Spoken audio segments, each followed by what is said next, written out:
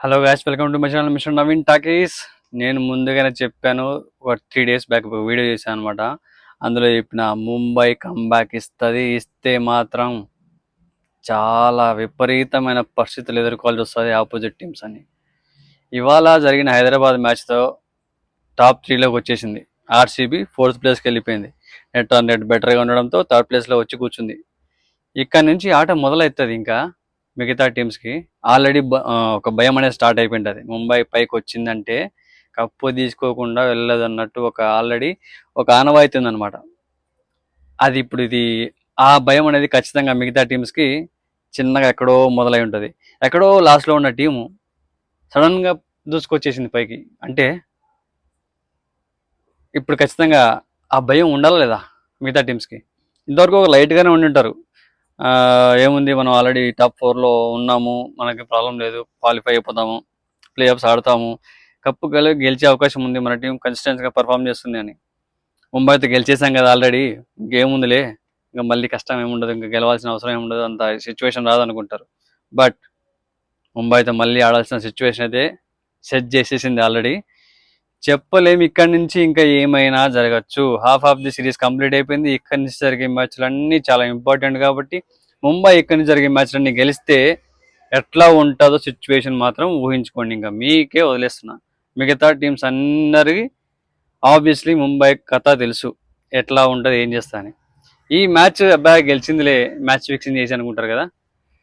అవును, నాకు తెలిసి అయితే ఎక్కడో చిన్న పొరపాటు అయితే జరిగిందని నాకు అనిపించింది. ఎందుకంటే ఇషాన్ కిషన్ అవుట్ కాకపోయినా, ఎంపైర్స్ అవుట్ చేయకపోయినా, అండ్ బౌలర్స్ అప్పీల్ చేయకపోయినా, కీపర్ అప్పీల్ చేయకపోయినా సరిగ్గా డైరెక్ట్ వెళ్ళిపోయాడు. బ్యాట్ టచ్ అసలు అల్ట్రా ఎడ్జ్లో కూడా లేదు, బ్యాట్ టచ్ అయినట్టు అల్ట్రా ఎడ్జ్లో కూడా అసలు ఆ ఎడ్జెస్ చూపించలేదు.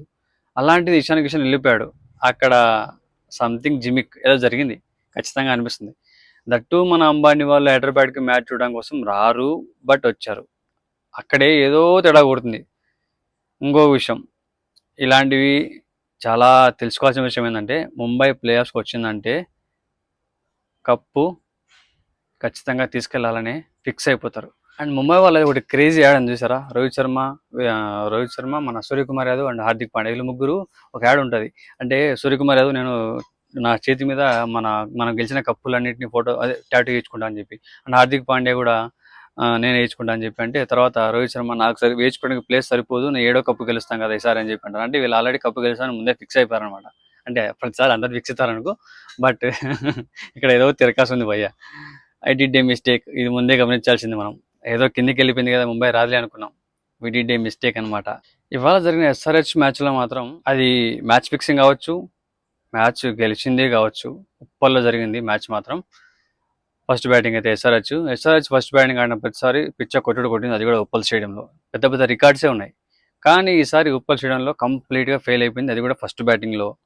ఫెయిల్ అయిపోవడం కాక అది కూడా 37కే 5 వికెట్స్ పడ్డాయి. ఎక్కడ ఆర్సీబీ రికార్డు బ్రేక్ అవుతుందని చెప్పి కూడా ఒకనొకటి చిన్న భయం అయితే మొదలైంది. బట్ క్లాసన్ అండ్ మన అభినవ్ కొంచెం మ్యాచ్ని తీసుకెళ్లారు. లేకపోయి ఉంటే మాత్రం మ్యాచ్ అది కూడా రన్స్ వచ్చేది కాదు. ఆర్సీబీ రికార్డు కూడా బ్రేక్ అయిపోయేదమ్మా, చెప్పలేము.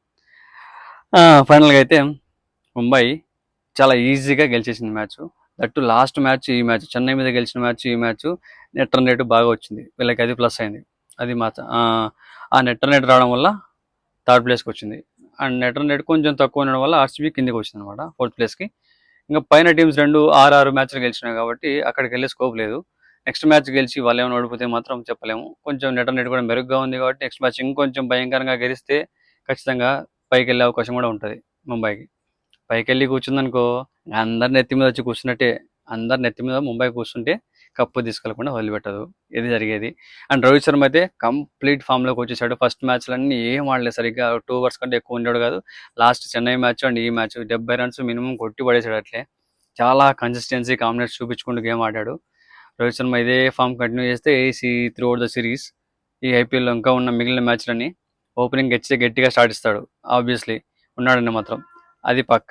ఓపెనింగ్ గట్టిగా స్టార్ట్ ఇచ్చాడంటే నెక్స్ట్ స్కై. అందరు ప్రతి ఒక్కరు ఆడుతున్నారు కాబట్టి ఖచ్చితంగా మ్యాచెస్ విన్ అయ్యే ఛాన్సెస్ ఎక్కువ ఉన్నాయి. ముంబై రాకుండా చూసుకుంటేనే బెటర్, మిగతా టీంలు గెలిస్తే బెటర్ ముంబై మీద, లేకపోతే మాత్రం కప్ మర్చిపోవాల్సిందే. అది మ్యాటర్. సో ముంబై కంబ్యాక్ గురించి మీరేమనుకుంటున్నారు? ఈసారి కప్పు కొడతా అనుకుంటున్నారా? ప్లే ఆఫ్స్లో ఉంటుంది అనుకుంటున్నారా? లేకపోతే ఫస్ట్ ప్లేస్లో ఉంటుంది అనుకుంటున్నారా?